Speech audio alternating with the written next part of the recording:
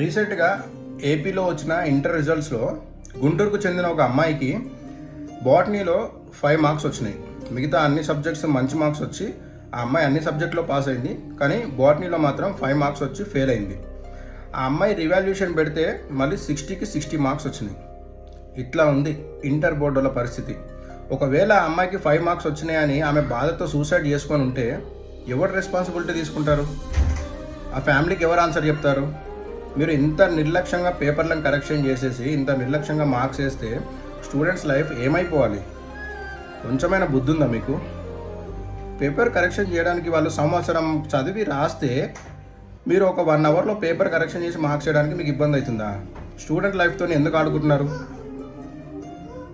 ఇప్పటి నుంచైనా కరెక్ట్గా వాల్యుయేషన్ చేసి మార్క్స్ వేసి పిల్లల జీవితాలతోనే ఆడుకోకుండా ఉండడానికి ట్రై చేయండి.